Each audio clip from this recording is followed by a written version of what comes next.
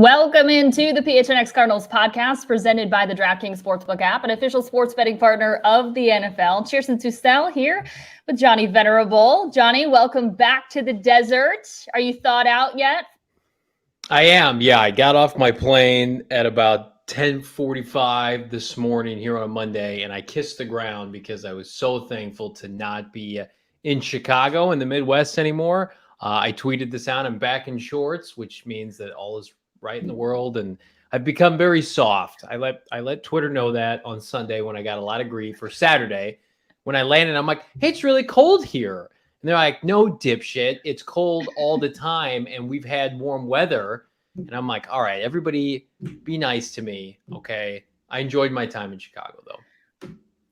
Johnny, I promise you that I'm bringing this up as a friend because I don't want you to do an entire show like this, but you've got this piece of hair that's sticking straight up to the sky, man. I've got my airport hair. I took a shower before we recorded. So I told my wife I have to get cleaned up. Okay, maybe it'll just sit here and it won't move. There you go. You got it. You got it. It's gonna come creeping back. But I showered and I said I gotta record with Chierstin at 2. I'm excited to talk about the Cardinals.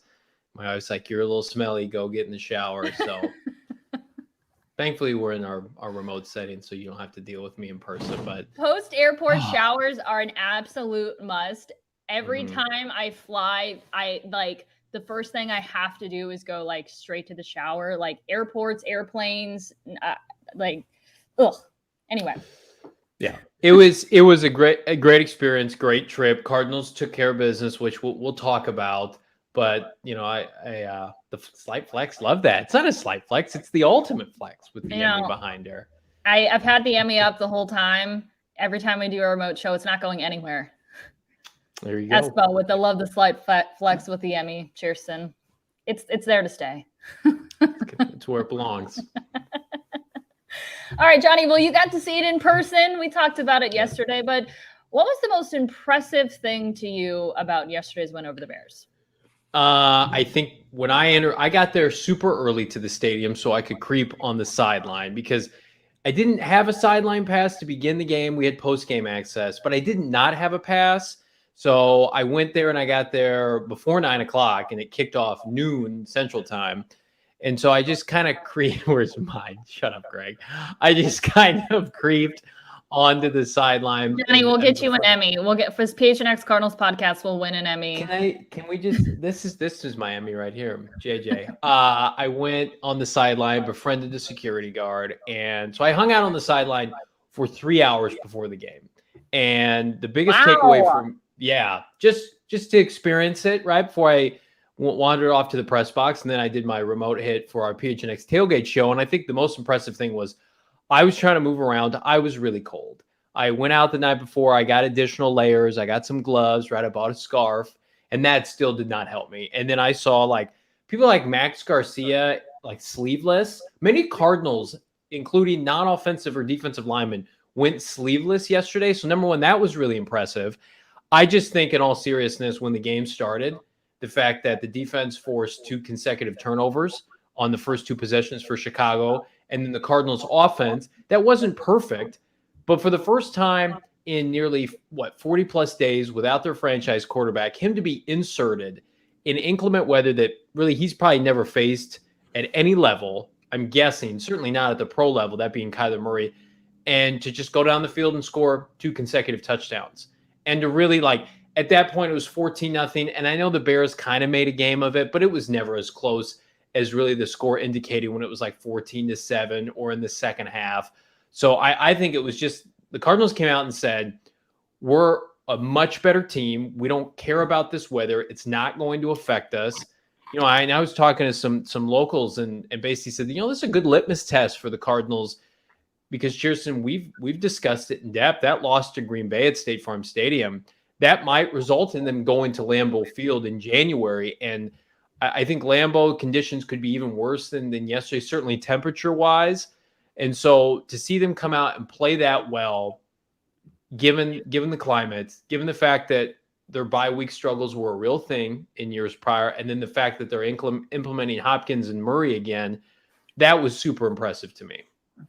Yeah, I think just the turnovers in general and just the way that they played complementary football, which they've done all year long. That's just something that they've really capitalized on. They had 23 points off of 4 turnovers. And just the performance that the defense had as a whole, 4 different players, Jalen Thompson, Budda Baker, Byron Murphy, Zack Allen, all getting an interception. It was one of their better defensive performances, in my opinion. And, you talk about, anytime there's a bad weather game, I mean, there's 2 things that you're probably going to see a lot of running the football, and a key to the game is always going to be taking care of the football, right? So whoever wins the turnover battle, basically in any bad weather game, I feel like is the team that's going to come out on top. And the Cardinals got it done. And it was fun despite the weather, the way that they were able to do it. Obviously, you have to give credit to Kyler and what he was able to do, 4 total touchdowns, 2 in the air, 2 on the ground. And aside from maybe the first play of the game where the ball just kind of slipped out of his hands, which, hey, it's the weather, he didn't really skip a beat. And, immediately a couple plays later threw a touchdown pass to Deandre Hopkins. And it was like, thank God. It's so good to have him back. That's right. Yeah. And I thought that was maybe a sign of things to come when he fumbled the snap. If you would have told me before the game there'd be 4 turnovers and the Cardinals wouldn't have any, I would have thought you were crazy because they're the road team, right? And then you start to think about, okay, well, James Conner played his entire career in inclement weather in Pittsburgh and at the University of Pittsburgh, right? AJ Green played his career in Cincinnati, which is not exactly Los Angeles, right? Zach Ertz played the large majority, all of his pro career in the Northeast part of the country in Philadelphia. So like they have this like kind of predated notion that the Cardinals are soft because they're a West Coast team. Like really, like outside of Kyler, and Kyler can play in the elements. Clearly he's shown that, and he's not just prone to playing inside a dome. He's not a dome quarterback in the sense he can't win outside. I think that's a tired adage right now. And well, it's fair to like question it because they don't have a lot of opportunities to play in those types of games. So it's definitely fair to say, oh, it could cause problems, and it could cause problems for any team, but it's definitely fair to, put that out as a potential obstacle. But in terms of just going ahead and labeling that the Cardinals, a bad weather team, that's a different story. Well, we talked about it yesterday on the post-game show.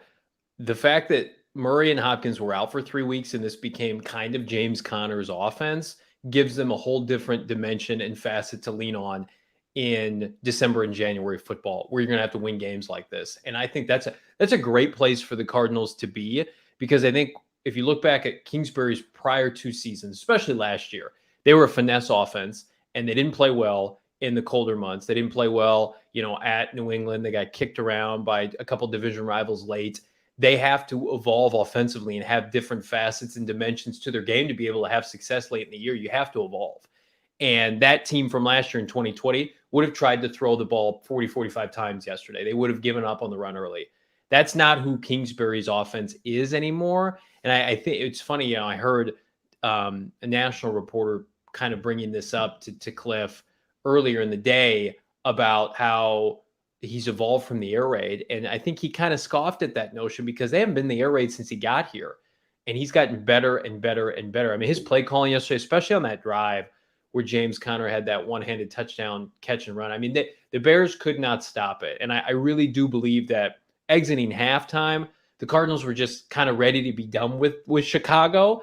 And so that Chicago was kind of allowed to hang around. But you watched the large majority of that game. The Cardinals dominated in all 3 phases. And if that game had been played any other place with any other weather conditions, Cardinals would have won by 30 points. Well, Kliff might have scoffed at the air raid notion, but he did mention that, Kyler only had 15 passes in that entire game and kind of joked that the last time he saw that was like a flag football game or something like that. And that they definitely, want to throw the ball more than they did. And, he kind of took the blame for that. But I would say the weather was the one that probably dictated that more so than anything. But 11 of 15, that's interesting. I don't know if Kyler's ever been a part of a game where he's only thrown 15 passes, but yeah. He ran way more than I thought they'd have him run yesterday. Yeah, there were designed run plays for Kyler. And then the 2 rushing touchdowns, one of which I think was the scramble touchdown, the longer one. But he looked the part yesterday. As frustrating as we all were, and I put this on my article on gophnx.com last night, that we wanted Kyler to come back. We wanted to see him play again. The plan worked all along because he was 100% yesterday, and he was back to that weeks 1 through 4, 5, 6 Kyler Murray. And that's what you're going to need if you want to compete and inevitably win a Super Bowl. Kyler Murray has to be dynamic with his legs and his arm. And so, yeah, it's nice to sit back and say, yeah, he prefers to be a pocket passer, but if push comes to shove, you take away his throwing lanes because of weather, he can still beat you on the ground. And, man, a couple of those runs, he just looks just a step faster than everybody else on the defensive side, and that's how you know he's right. Well, everybody in the chat, feel free to tell us what impressed you guys the most about Sunday's win in Chicago as we go to our pod poll on Twitter. Ooh, pod poll. I asked what impressed you the most from yesterday's win over the Bears, and the options were Kyler Murray's return, James Conner, who got his 14th touchdown of the season, which is a career high for him. I just cannot say enough good things about James Conner. The defense's 4 interceptions, or their overall play despite the weather conditions. And 51% say the defense's 4 interceptions, 21% say Kyler Murray's return, 16% say their overall play despite the weather, and then 10% say James Conner. So most people most impressed with what the defense was able to do. I don't know the last time they've had 4 interceptions. I should have looked that up. How the last time they've had 4 interceptions in a single game. That's a really good question. I know it wasn't last year because my article last night kind of alluded to the fact that they've kind of been non-takeaway prone in recent years, certainly in the Vance Joseph era. So I think that's why this is it's a revelation. It's not an anomaly. It's just kind of their identity defensively this year. And I know that we'll talk about it a little later in the show, and the run defense as opposed to the takeaway kind of bend but don't break football that they're playing right now. But goodness, I'm trying to think back on like when they played some really poor quarterbacks like Danny Dimes and some other turnover prone quarterbacks. The problem with securing a lot is they've had to play pretty good quarterbacks in their own division. Jared Goff, when he was with the LA Rams, used to tear the Cardinals apart. Russell Wilson, of course. Jimmy Garoppolo had that historic season in 2019. So yeah, it's probably been a good long while. When you think about, so these are 4 interceptions, so not just like 4 turnovers. When you think about like, there has to be some, not to take anything away from them, but there's like some element of like just being in the right spot at the right time, and a little bit of it like just falling your way, I suppose, to be able to get 4 interceptions. And because they teach, and I think I mentioned this at some point earlier on, that they teach CPR, which is, I think, like club, punch, rip. Yeah. And so, but that's more so like, trying to force a fumble rather than getting an interception. And so I would get it if they were just like punching the ball out, it's slippery, but like they were in position to intercept the ball 4 times, which is really impressive to me. Well, the secondary is borderline elite. We knew the safeties would be good this year. It was all pertaining to Zack Allen, though, with that one-hander, man. that was pretty crazy. Right place, right time. But I think a lot of it isn't it kind of like low-key hilarious that the Bears paid Andy Dalton $10 million for that, and they thought all along they were gonna play Andy Dalton all year. That was the plan. They were gonna sit Justin Fields. They were gonna redshirt him like Patrick Mahomes and like Trey Lance in San Francisco. And they knew full well like his limitations. And this was part of the package with Andy. It's like he is not equipped with his hand size, with his arm strength or lack thereof to play in the cold. And then you look at Kyler, and it's like he did just fine, right? No errant throws by all accounts. He had that one ball kind of on 3rd down in the 3rd quarter where it was kind of skipped. But by and large, he was incredibly accurate yesterday. Yeah, and poor Andy Dalton. Chandler Jones didn't have a big game on the box score, but man, he did a hell of a job against the run. He batted down a couple throws. He had that one tipped ball that went right into the hands of Byron Murphy. That was a Chandler Jones batted ball. So I think they have transformed into a unit that expects to take the ball away. And I know I've used this comparison before because I grew up in Illinois, and it's kind of poetic that they played the Bears yesterday. They remind me a lot of the defense for the Chicago Bears when they had, Peanut Tillman and those Brian Urlacher and those guys that used to live off of turnovers. And their best offense was their defense scoring touchdowns. And the Cardinals didn't get to that point yesterday. But we go into games now covering this team this year, expecting them to force 1 to 3 turnovers every game. And when they don't, like against the Aaron Rodgers and the Packers, it's that much more alarming. But no, it just the jump specifically that the secondary has taken this year is mind-boggling. It's not something I expected.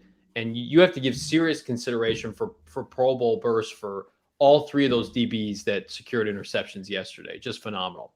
Yeah. So on the road specifically, the Cardinals have had 19 turnovers, and that leads the NFL. So that's just on the road. And they have 23 total, so they have 5 at home. Yeah. Pretty wild. Crazy. Saul getting in on the chat saying, Chierstin looks like Johnny in Chicago. How cold is your house, Chierstin? Well, you know what? My boyfriend came to pick up Newman so that I could do the show in peace.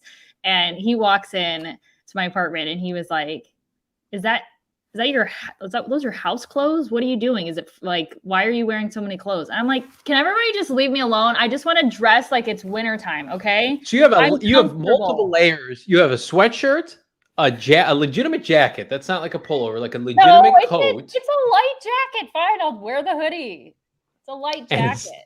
And what I have coined as a stocking cap, not a beanie, for midday. A stocking cap is like what Santa Claus wears. Like Santa Claus doesn't wear a beanie. He wears a stocking cap. I wear a beanie, not a stocking cap. You are not Santa. Got it. Everybody leave me alone. Is this appropriate? Can I wear a beanie and a sweatshirt?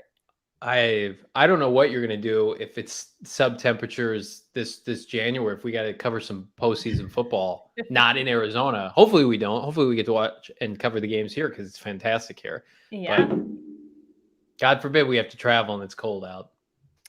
There's a thing called electric hand warmers, and I'll definitely have a few of those on me. Yeah. Sure. Okay.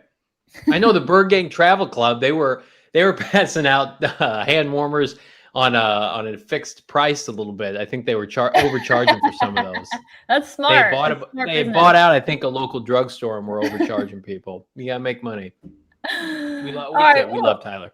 Well, let's take a moment to tell you about the DraftKings Sportsbook app, an official sports betting partner of the NFL. New customers who bet $1 on any team to score in a football game can win $100 in free bets if they do. It is that simple.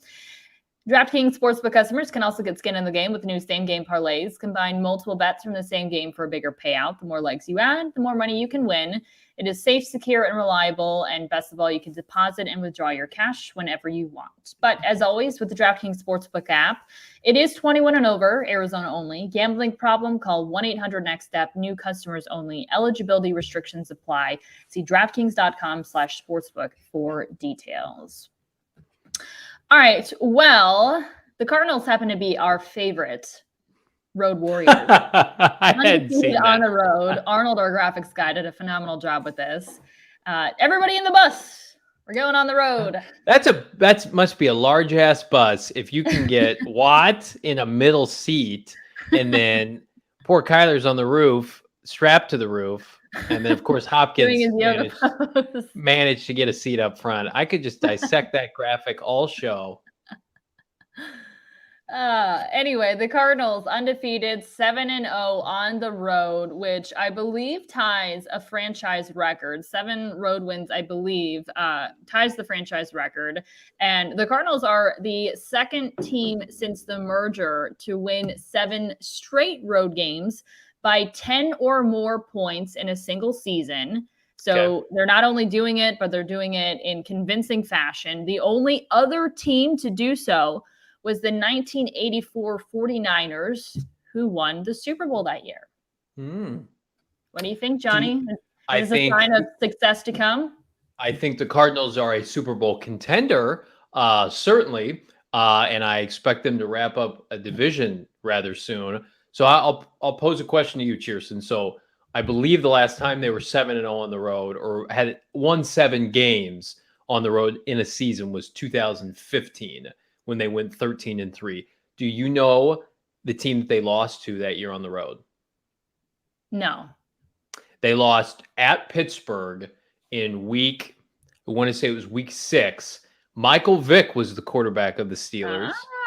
Then he got knocked out. Mason Rudolph came in and beat them. It was like a muddy slide. It was kind of like yesterday, but more mud, less rain. And they were 4-2.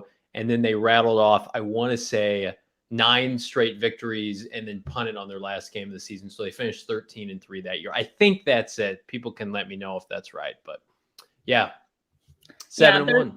There's one thing about me is I honestly, like, I'm not even sure how I do what I do because my memory is one of the worst you'll get. It really is. That's like, okay. Like anyone who's like, yeah, but I remember that game back in 1992, and I'm like, well, I don't remember last week. Yeah, exactly. Yeah. That's me. No, their road success can't be explained. I asked Kliff yesterday in the press conference. I'm like, do you guys like talk about the significance of what you're doing on the road? And he's like, I can't explain it. I just know we suck at home. He didn't say that, but better words chosen. But we need to figure out what we're doing on the road and apply that at home. But I think you just solved that, Chierstin. They're taking the ball away on the road, and they're not taking the ball away at home. Yeah, good point. So the defense overall played well, and I'm trying to find this tweet. There we go. Defense played overall well, but lots of fans still concerned about their run defense. So Chicago had 112 yards rushing and a rushing touchdown. So yeah. It's been something that we've all been talking about all season long. Brenson Buckner, the Cardinals defensive line coach, though, is a little tired of hearing about it. So he responded to a tweet. It was basically talking about how many rushing yards Montgomery had on Sunday. And Buckner responded, 10-2, and y'all worried about the run. We were top 5 last year in run defense and finished last in the division, ... All caps. How soon do we forget? It's great, too, because he did that to a team reporter. That wasn't to like Joe Blow, Johnny Venerable, PHNX Cardinals podcast. He did that to a team reporter because apparently they're hearing about it publicly. Now, I would guess, Chierstin, that Brenson is a little peeved by that because he, of course, coaches defensive line. Is that a direct reflection of the defensive line? Who knows? But if somebody's kind of knocking indirectly my unit, I might take to Twitter as well. I don't know. Yeah, we talked about this yesterday. Some things you're not going to have, like, you're not going to hold a team to like 0 yards. Okay. So they're going to come from somewhere. Yeah. And it's sort of the bend, don't break mentality. You knew that they were going to run the ball. They had a little bit of success with it. But at the end of the day, the Cardinals had control of the game the entire time. So it's not like the run defense was hurting them by any means. And if it's bend, don't break, you still get a win. It's not like I understand that there could be some concerns moving forward, but I still don't feel like it's a glaring issue. And like Buckner said, if they wouldn't be 10-2 if their run defense was atrocious. It's not. Yeah. Okay, it could be better, but I don't feel like it's something that's that big of an issue. It is their only weakness right now on this team, outside of maybe interior offensive line play from a pass protecting standpoint. But when you get Justin Pugh back, I think they'll be fine. It's the one flaw right now on this roster. And I get asked, I'm sure you do as well, Chierstin, like, how do you fix this? What's the remedy? I get this a lot. Who can we sign? No one's coming in. This is the team, guys. The trading deadline's passed, right? They use their picks to go get Zach Ertz, who's been fantastic. This is the roster. And a couple different things. I'm probably oversimplifying it, but this is kind of my assessment of why it is how it is this year. So you've got undersized inside linebackers. Isaiah Simmons has been fantastic this year, and what they're asking him to do, he's a phenomenal coverage linebacker. And if you're giving me the choice, what a great play. Real quick, talking about Isaiah Simmons, I think Andy had escaped a defender, and Simmons was up near the line of scrimmage, saw that Andy had escaped, and immediately dropped back. And I forget who the receiver was, but Andy made a great play, escaped through downfield, and Isaiah Simmons dropped back and immediately made the tackle. And I think they went on to score anyway later on in that drive. I think it was Jimmy Graham who capped it off with the touchdown. But had Isaiah Simmons not dropped back and been there, that could have been a touchdown right then and there. He had a lot of really great plays. I feel like people were tweeting at me that Howie Long on the halftime show was talking about how good Simmons looked, and he plays at a different speed, and that's his game, right? And maybe he'll improve his run defense over his NFL career. He's only, goodness, in his second year, first time fully as a starter. But he and Jordan Hicks are undersized. They are not. I mean, Devondre Campbell's having a nice year in Green Bay. He was kind of their three-down thumping inside linebacker that really helped most against the run. They've pivoted away from that, and they've said, we're going to be an elite coverage unit that can also rush the passer. And so right now, number 25, Zaven Collins, he's not playing. They were running a lot of three-man inside linebacker sets during the preseason. They've gone away from that. And unfortunately for Zaven, he just doesn't play. And when he played yesterday, and you can tell the lack of reps is hurting him, because in my opinion, for that position, you have to play to be able to get your rhythm. The lack of reps. It's not his ability to play right now. Okay. He gave up 2 touchdowns, poor guy. They targeted him right away. Just Zaven Collins, I've come to grips with it. We'll see, brother. We'll see you in 2022. This is not your year to come in on a team that's contending and try to learn on the fly. And that's what Vance Joseph is saying. And as long as Jordan Hicks and Vance Joseph are together on this team, they will ride or die together. So I don't have anything to say about that other than Jordan had a nice game yesterday. So we'll leave that there. So number 1, they have undersized inside backers. Number 2, I think the defensive line is better than it has been in years prior. You would obviously love to have J.J. Watt as a part of it right now. And I think their run defense was improving when J.J. was peak J.J. in like Cleveland and Houston before he got hurt. They do not have an alpha disrupting Pro Bowl level defensive lineman, 5 technique or 3 technique. That's either a D end or a D tackle on the roster. They just don't. I like Zack Allen. I think he's a great number 2. Jordan Phillips, been a disappointment. Rashad Lawrence is hurt. Like Fotu's an average player. Corey Peters is older. They are missing a Geno Atkins, Darnell Dockett, Calais Campbell, Aaron Donald. They need a Pro Bowl level defensive lineman. They don't have it. I mean, I think that's another thing there's so many factors that's probably motivating JJ to want to return this season. Yeah. I mean, he's not getting any younger. I know that he's a competitor. He wants to be out there. The Cardinals have a legitimate chance to make a deep run, if not make the Super Bowl this year. But I think he recognizes that he could be a missing piece absolutely to this defense and elevate them from being a great defense, but having a weakness still to being there's nothing we can pick apart with this defense. And it kind of depends on if he does make a return, is he gonna be the same player? Is he not? But I think he probably recognizes that he could seriously make a difference. If we go back, Chierstin, I'd be interested to see and watch that Cleveland game, even without Chandler Jones. Their run defense against Kareem Hunt, they looked really good. And I think they were starting to trend upward. And then he gets hurt and is essentially out for a large portion of the season, if not all the season, before Green Bay. And then the Packers turn around and they ran it at the Cardinals all game long. And I think that was deflating. J.J. Watt was supposed to be that missing piece on the defensive line. I still think he can be. 75-80% of Watt is still better, I think, than what you have on most Sundays. And the good news about your defensive line is you can rotate guys in and out.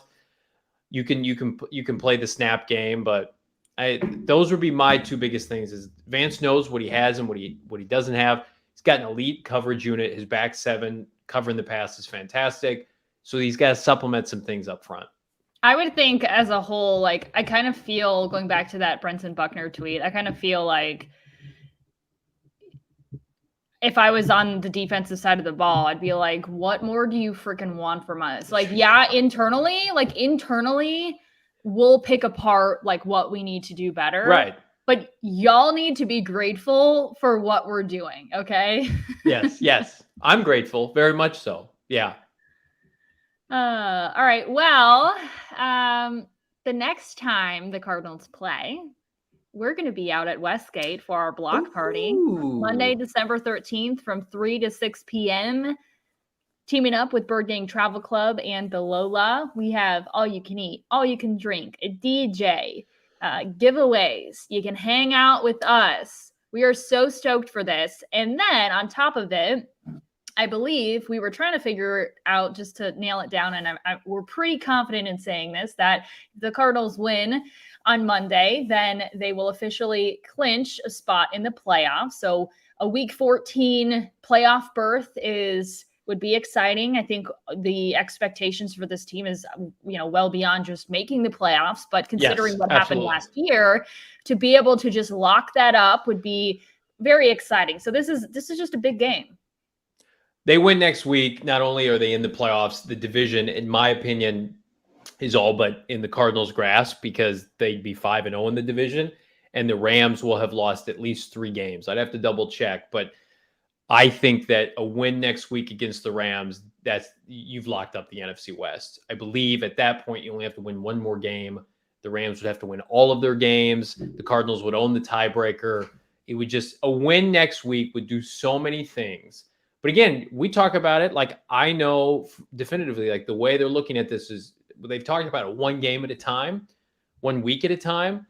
But I mean, it's crazy to look up. There's 5 weeks left in the regular season, and they have the number 1 seed in the NFC. Now, a lot can change, but there is no game left on the schedule where they will be an underdog. They will be favored, whether it's this week, 3-point favorites against the Rams, which that number seems low to me. Dallas, week 17, a game Chierstin and I are going to go to. They're going to be favored to go win undefeated the rest of the season, which means they would have the number 1 seed. Are you ready to get into some shenanigans in Dallas? I think there's like a Six Flags nearby. Maybe if we have some free time, let's go on some roller coasters, Johnny. Sure. Yeah, let's do that. Get some churros, maybe. It's like, what'd you do in Dallas with Chierstin all weekend? We went to Six Flags and screwed around the day before Cardinals played the Cowboys. Content. Whatever the people want. Maybe we'll put a pod poll out there and we'll give them some options of what they want to see on, like, the Insta story and that kind of thing. Hell yeah, we'll let the people decide. Well, real quick, going back to this block party, get your tickets right now on birdkingtravel.com because right now they're only $55. Ooh. They're going to jump up to $75, I believe, day of. So if you get them ahead of time and before they sell out, like $55 for all you can eat, all you can drink, like, you're not going to find that anywhere else. And it's I still can't believe that like that's the actual deal. I feel like the tickets should be much more. So they're only $55, birdgangtravel.com. Get your tickets for that. We're so excited. We'll be plugging it plenty more throughout the week. But going back to our previous conversation about the game in general and locking up that playoff berth, I did ask Kliff this afternoon, how special would it be to just be able to just lock that up and kind of check that off. And he said, basically, dodge the question, like, all we're focused on right now is getting a win at home because we haven't been good at home. And they have the potential to go 0-3, right, in the last 3 games. Carolina, Green Bay, and then if they lose this week, 0-3 in their last 3 home games, in which they will have been favored in every game. So that's like another thing that's riding on this game, where they want to get past this not playing well at home. I think I remember like people tweeting at us after the Carolina game saying, like, This was the only game I got to go to all year long. And like, this is the game that I get to see. Yeah. Like, fans were not happy about that performance. And really, if you went to the last 2 games, you weren't happy about what happened at State Farm Stadium. And so not only is it a division win, they have the chance to, you know, clinch a spot in the playoffs, but they want to get that monkey off their back and, you know, get a win for their fans out at State Farm Stadium. They're a better team than the Rams. Just like I think they're a better team, certainly than the Panthers. And I think they're right there with the Packers when both teams are at full strength and it's a coin flip, just like it was a coin flip when the Packers came to State Farm Stadium. I expect them to play incredibly well, given the fact that Kliff, you could tell it was eating at him. He wants to unleash the vertical passing game now that Murray's back. I think that, and we'll go into our game preview as we progress throughout the week. I think this is a game where Kyler Murray's going to let it rip. I think the pass protection with Justin Pugh potentially returning at left guard. You've got Hudson and Pugh now with Max Garcia, which is a better offensive line interior that they've had since the last time they played to kind of neutralize Aaron Donald. To me, you have this Rams team right where you want them. Matthew Stafford does not play well on national TV. He does not play well against teams that he is not favored against. So it's lining up for the Cardinals to be in this position, I think certainly shocks everybody, shocks us here locally. But to have this kind of success, and I think it shows us every year, like, are you a true contender? Well, first, you better win your division. You better dominate your division. And if you do that, then sure, let's have that conversation. Cardinals 5-0 if they win this game in the division with a kind of a will they or won't they start players, a Week 18 game against Seattle that suddenly means nothing to them. Who would have thought before the year? I know. It's exciting. Lots of exciting things to come. All right. So Phoenix Suns 22 brings up a good point. Is Kliff Kingsbury on the injury report? We're going to talk about that in a second. But first, let me tell you again about the DraftKings Sportsbook app. If you download it now, use the promo code PHNX when you sign up and bet $1 on any team to score in a football game. You're going to win $100 in free bets. If they score, you score. Again, using that promo code PHNX on the DraftKings Sportsbook app. Okay, so the story about Kliff, and I don't know if you caught on to this because you were not watching the broadcast, Johnny, so you would have had to see it on Twitter since you were at the game. But after they got, I believe it was, I can see his face, and it was the roughing the kicker call. Gardeck. Dennis Gardeck. So Gardeck had the roughing the kicker penalty. Kliff was so ticked off that he, I guess, story goes, and I think it was Paul Calvisi that I heard tell the story. Story goes that he turned around in frustration and ran right into Lecky Fotu's shoulder pad, and it busted his lip. And so on the sideline or on the broadcast, they were doing cutaways of him kind of like spitting out blood and like patting it with like a towel and stuff. But it was affecting him like the whole fourth quarter as he was like trying to call plays and stuff like that. So he was injured yesterday. Wow. And prayers up to Kliff. Kliff's a face man. That's important.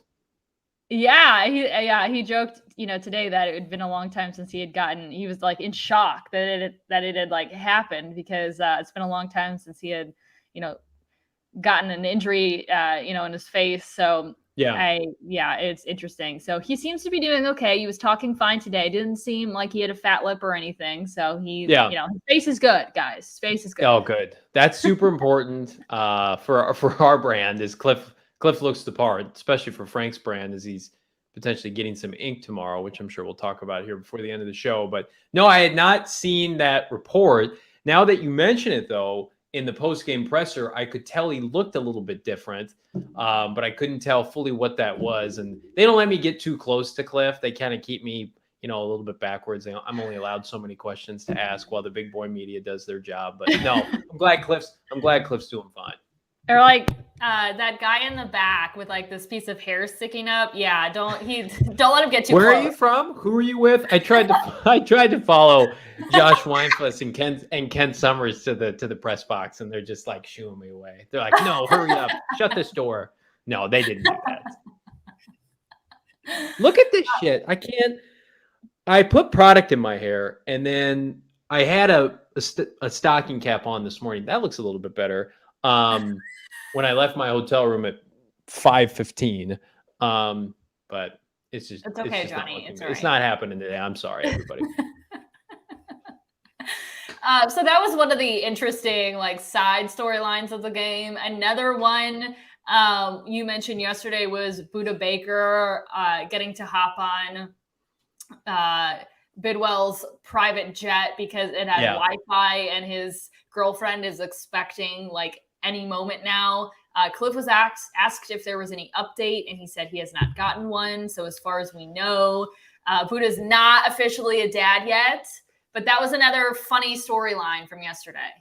So I'm going to need that, with all due respect to Budda and his family, I'm going to need that baby to be born in the next 6 days before next Monday for obvious reasons. I joke, I kid. I hope everything's going well. I know what that's like to be kind of on the clock and waiting for to be induced, or, just to kind of be waiting on the clock with that. Because as a dad, or as a potential dad, you're just chomping at the bit that everybody's happy and healthy, and they know what they're having. They're having a baby girl, and we got great doctors here in the state of Arizona. I'm sure where they live, Scottsdale or Paradise Valley, they're well taken care of. So, prayers out to the Baker regime, the Baker family. Hopefully everything goes smoothly this week.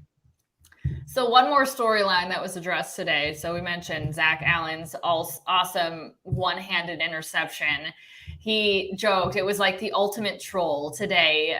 Apparently he had an interception in high school and then dunked it over the goalpost, which I tweeted out the video. I found the video and tweeted it out, which is it's worth watching if you want to find it. But so that video was tweeted, and Jimmy Graham, way back when, retweeted it.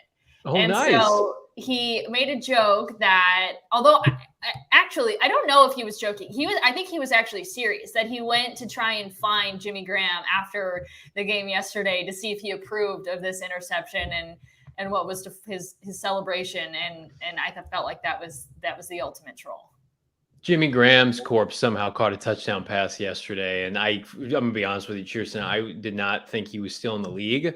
There was a lot of that going on yesterday with some of the Bears players, but Zack Allen, to me, every time I put this in my article, go PHNX.com, every time I see him on the sideline, he's talking to 99, he's talking to JJ Watt. They're together all the time. Whether you buy into that notion that guys lean on each other, pick their brain, they can become better, I think that's a real thing. And I think no one player has benefited more from Watt's presence on the roster than Zack Allen. Zack Allen was kind of an anomaly the first 2 years of his career, couldn't stay healthy.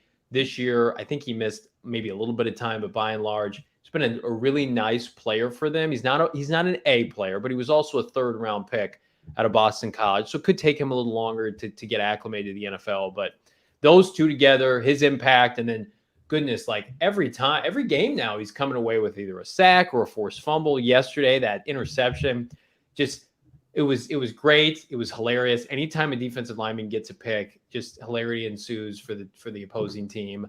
And then you could just hear the rains of Fire Nagy chants emulating from the stands right after that play. It was great. I love it. Wait, were they actually chanting that? Oh, yeah. Multiple times throughout the game. You could hear it in the press box as people were leaving the stadium, Fire Nagy. Oh, no. You heard that story about people chanting fire. You're not going to like this. People chanting Fire Nagy at Nagy's son's baseball, high school, either middle school or high school baseball. Oh, no. Yeah, I knew you weren't going to be into that. No, I don't. I draw the line with the kids. Yeah, leave them out of it. That's literally has nothing to do with it. Yeah. Fire Nagy, maybe if you're a kid, you're like, okay, well, I don't think your dad is an NFL coach, but know. Yeah, he'll be fine. He'll get an offensive coordinator job. Here's what I will say. Bears moved the ball yesterday more than I thought they would. They ran the ball effectively. Really, it was, if Justin Fields had played in that game, who knows what the outcome would have been. Dalton really held them back with his interceptions and give the Cardinals credit. But it's not like the Rams couldn't get the ball, in the Cardinal territory. They drove a couple times and had 2 touchdown drives. So, Nagy's probably not as bad as people think. He's been to the playoffs twice. He went to the playoffs twice with Mitch Trubisky. He took the Cardinals playoff spot last year from them. So we joke about it like he's some terrible head coach. He has not been that bad. Well, Chicago's definitely had enough of him. So I think his time in Chicago, it's very limited. But yes, we here in Arizona are lucky we're not in that position, aren't we? Nope. we love our coach, and he's not leaving, thankfully. Well, you know who else loves Kliff Kingsbury? That's our one and only Nick Sanders. And tomorrow he is getting a Kliff Kingsbury K2 tattoo live on our show. It is happening, guys. Tomorrow is the day. Be sure, if you have not subscribed to our YouTube channel, subscribe. Make sure you get the alert so that you don't miss this one. Tomorrow at 6 p.m., Top Rocker Tattoo is going to come into our studio, and Frank is going on his arm is going to get a K2 tattoo for Kliff Kingsbury because he is that impressed with the Cardinals head coach this season and wants to show his appreciation by getting a tattoo that is permanent and will never leave his body. That's just the way that Frank handles things, I suppose. When he told us that he was going to do that like 2 months ago, do you remember that conversation? And we both kind of sat there, were like, sure, Frank. And then he kept bringing it up like he was going to do it. And then what game was it that he guaranteed that if they won, he would get the 49ers game with Colt McCoy, with no AJ Green, no DeAndre Hopkins. So yeah, he's a man of his word. And also, like, you'll see tomorrow, he doesn't have a lot of tattoos. He's not tatted up. He doesn't look like what's his name? Kourtney Kardashian's new boyfriend, the drummer from Blink-182, who's got tattoos all over himself. That's not Frank Sanders. He only has a couple. So this has significance and weight to it, I think. Why can't I think of his name? Travis something. Travis Barker. Gotcha. Travis has a little bit too many tattoos, I think. That's the thing. Like, hot girls apparently love skinny guys with tattoos. The more head, I mean, if you could do like neck, face, and the top of your head, the better. That's just the trend. Wow. That good thing I'm not on the market, because that would be bad. That'd be a bad look for me. That would be a bad look. You'd have no chance, Johnny. I would be done. 5'6" and no tattoos, you're out. Goodbye. Tell me I look like Pete Davidson? No, thanks. I think you're better off, Johnny. Thank you. I appreciate it. All right. Well, cannot wait till tomorrow's show. It should be fun, and who the heck knows how it's going to turn out, but Frank's getting that tattoo. So again, be sure to join us for that. Subscribe to our YouTube channel. Subscribe to wherever you get your podcasts. Follow us on social media at PHNX_Cardinals, and we'll see you for the big day tomorrow. See you guys.